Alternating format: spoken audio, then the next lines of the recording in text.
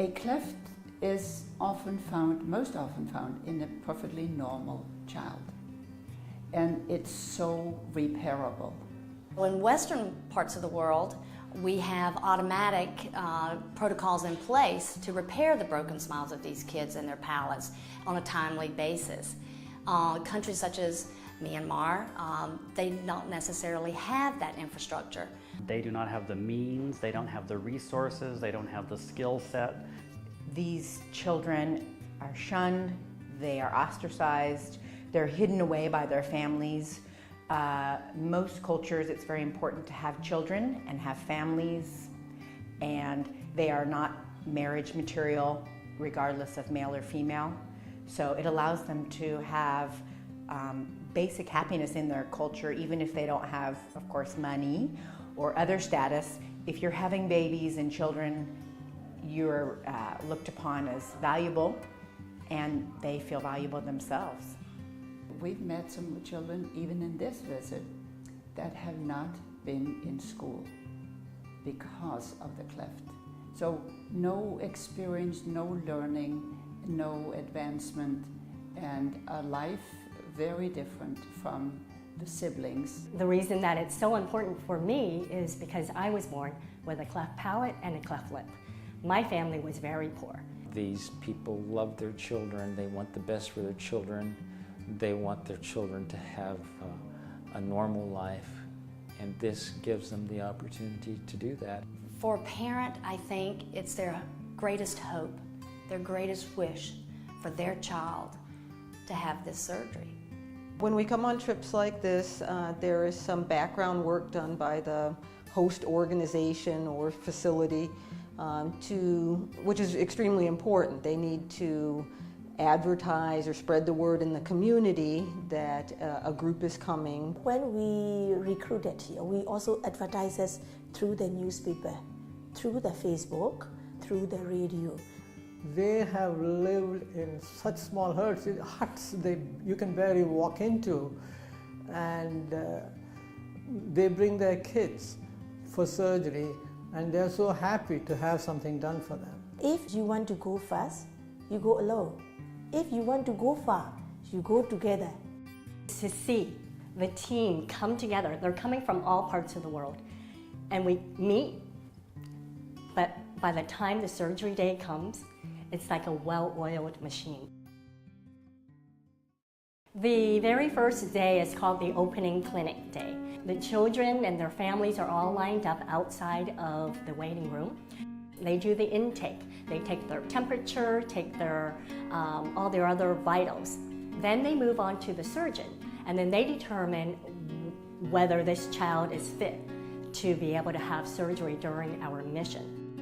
It's also exciting to see all of these families come in with their children with hope in their eyes, saying, "Pick my child, pick my child." It's a lot of work. It is not a vacation by any means. It's long, long hours, longer than what you work at home typically, and with far fewer resources. So it's very, very challenging, but super rewarding. I get so much satisfaction out of helping these kids. It's for me as much as it is for them. It's a huge, huge part of a person's inner soul when they see a child before surgery and after surgery, and they know they have changed that child's life forever. And it's instant gratification when the surgery's done. You get to see immediate results. Seeing them before and then seeing them after, it's really breathtaking and amazing. These people, they're so appreciative. They're so, so appreciative.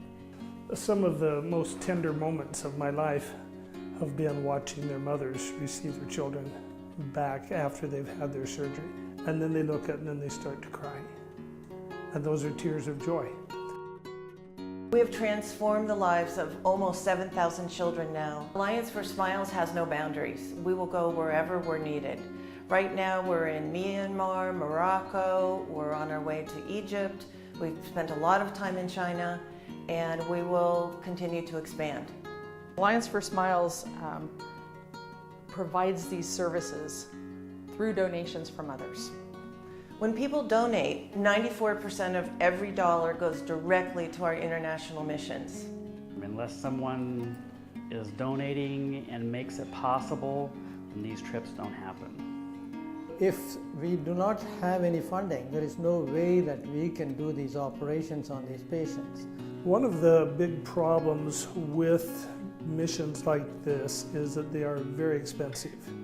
It costs a lot of money to pay for airfare, to pay for housing, to pay for food, to pay for equipment. Thousands of dollars to buy sutures and anesthetic gases and medications and all of the disposables that are needed. We do 12 medical missions a year. That's approximately 90 to 100 children per mission. And at home, our staff is 3 full-time people with several interns. Our overhead is only 6%. We have over 60 doctors who operate on our patients, and that's added up to almost $3 million in free services. We are, for some of them, the only opportunity for these families to make a difference for their children's lives. By making donations through Alliance for Smiles, those funds are used to give those children smiles. I myself, growing up with a cleft palate and cleft lip, I felt ashamed of myself. So for me, I want to do everything I can to be able to help these children. We are strengthening our humankind by reaching out on these trips, and donating is incredibly important. Something that is so easily fixable but can make such a huge impact on the life is amazing to be able to do that and to see it right away. A 45-minute to an hour operation changes their lives forever. Knowing that they're going to be able to speak properly, eat properly, have a normal life, and that just won't happen without the charity of others, without people donating to let that happen. We can transform so many lives for so little. It's such a traumatic thing for a teenager to have some deformities like that. It's awkward enough to be a teenager or a young person dealing with love. I don't want any of these children to be denied that first kiss.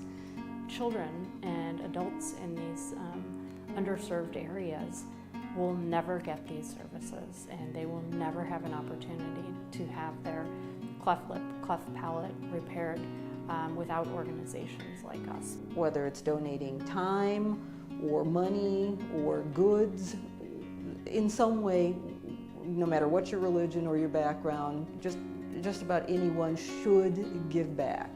With all the chaos and crisis going on in the world, if we could just smile, give a smile, and help a child smile, show kindness, we have done our part. My daughter has been watching me go and do this her whole life, and I think it's really important for our children to try to have a concept of how fortunate they are and how we have to take care of other people. There is an innate desire in everybody to do some good. Knowing that my family couldn't afford my surgeries. Somebody, people out there that I don't know, donated. I'm grateful that there have been people in my children's life that have done things for them that I couldn't do. You know, kindness is the greatest act that we can do. And smiling is contagious. I'm gonna go home really proud.